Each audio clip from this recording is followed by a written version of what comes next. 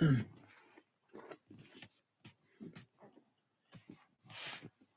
this video, I am going to be reading John 1, verse 1 and following in the Greek with translation and a brief running commentary in English.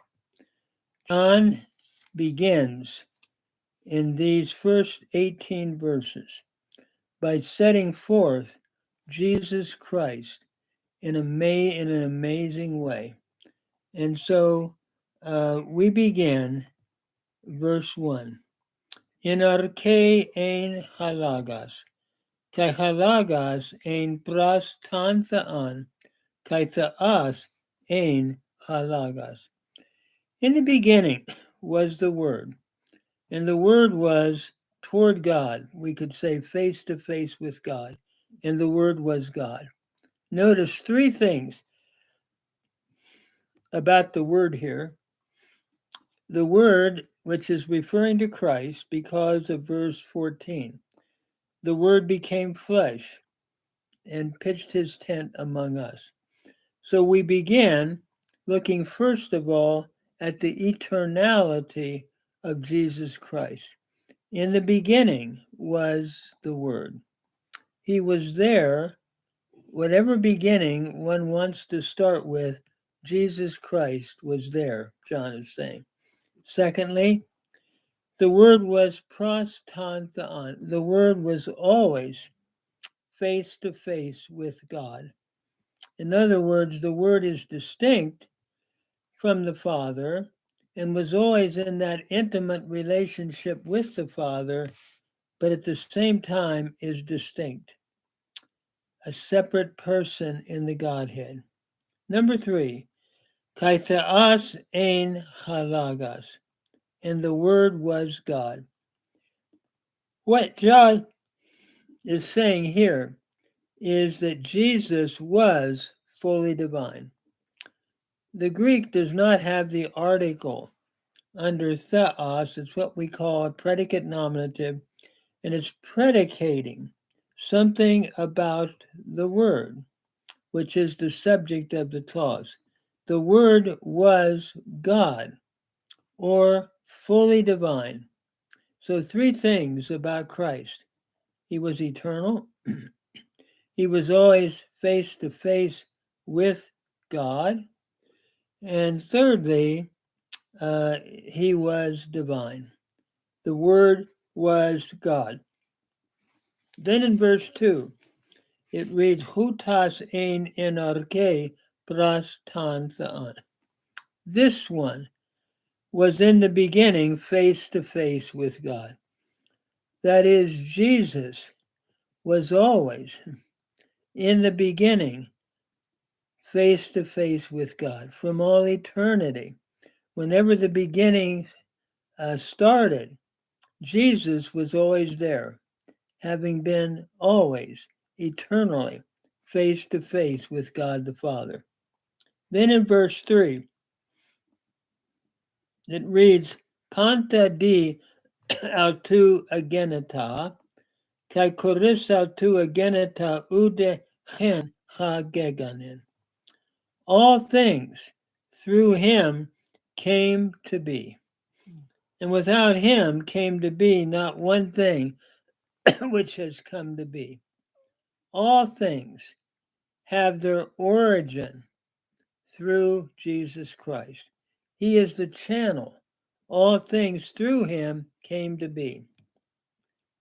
And furthermore, without him came to be not one thing which has come to be. He is not only the source of all things, but nothing came to be without him, John is saying. There is nothing which has come to be except through him. He again is the agent of everything.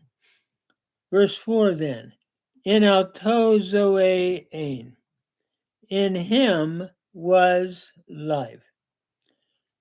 Kai he zoe ein taphos ton anthropon. In him was eternal life.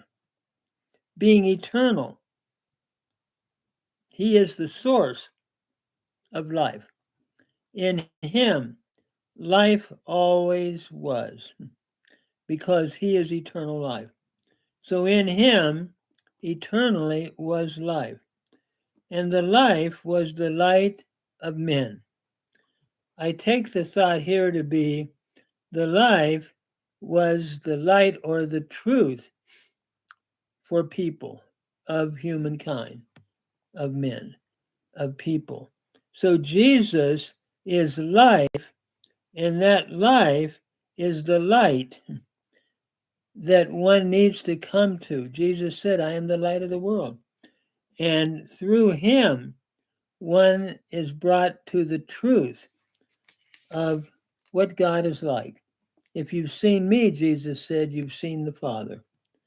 Then verse 5, Kaitaphos ente skatia phine, and the light keeps on shining in the darkness, kahe skatia alta ukatelevin, and the darkness did not take it down.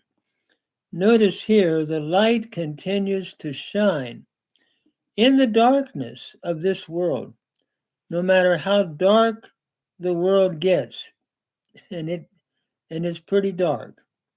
The good news is Jesus Christ is the light who is shining in the midst of that darkness. He's conquered death, and he's alive, and that light continues to shine, and the darkness did not comprehend it or overcome it. That word in the Greek, katelevin, has two meanings.